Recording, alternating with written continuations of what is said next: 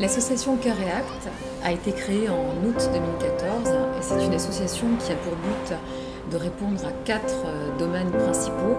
Donc une action en faveur de l'enfance, une action en faveur de l'éducation et de la formation, une action en faveur de la lutte contre la précarité et la pauvreté et enfin une action en médecine humanitaire, et cela dans les pays d'Asie du Sud-Est et particulièrement le Vietnam, le Cambodge, la Thaïlande, la Birmanie et le Laos.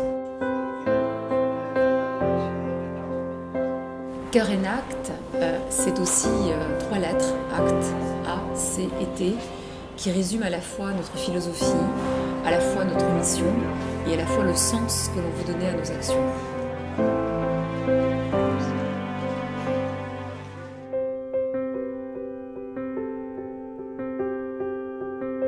Agir, c'est également, d'un point de vue philosophique, être sur le terrain.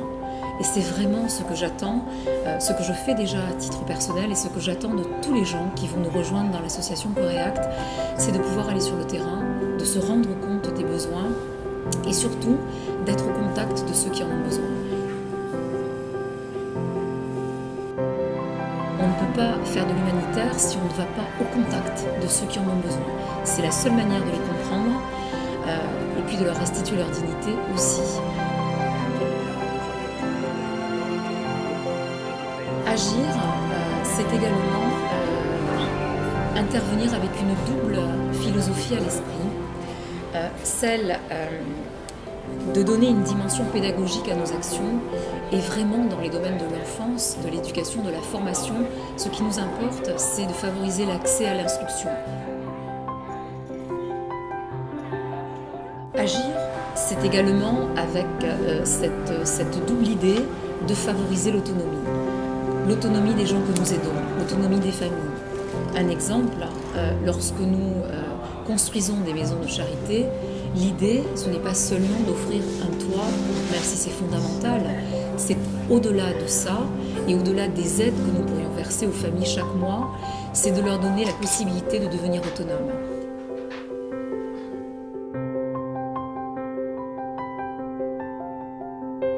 Communiquer, c'est d'abord intervenir auprès des différents partenaires dans les pays dans lesquels nous souhaitons agir.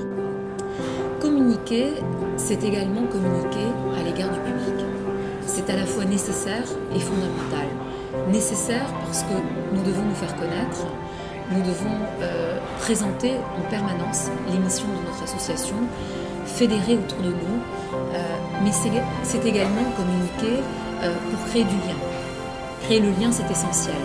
Donc nous sommes présents sur les réseaux sociaux, nous essayons en permanence d'avoir cette visibilité qui nous permet d'interpeller. Notre philosophie est très simple, c'est d'abord agir avec beaucoup d'humilité. On ne vient pas dans les différents pays en disant aux partenaires officiels locaux « vous n'avez rien fait, on va tout faire ». C'est tout à fait l'inverse. Il y a des choses magnifiques qui sont mises en œuvre et notre but est de travailler dans la coopération afin de cibler les actions et de répondre aux besoins de la manière la plus cohérente et la plus adaptée possible.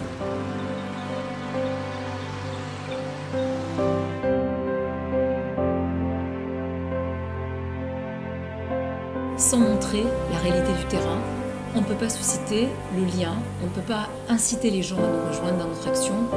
Or, nous avons besoin que les gens se fédèrent et décident de rejoindre notre association en nous aidant.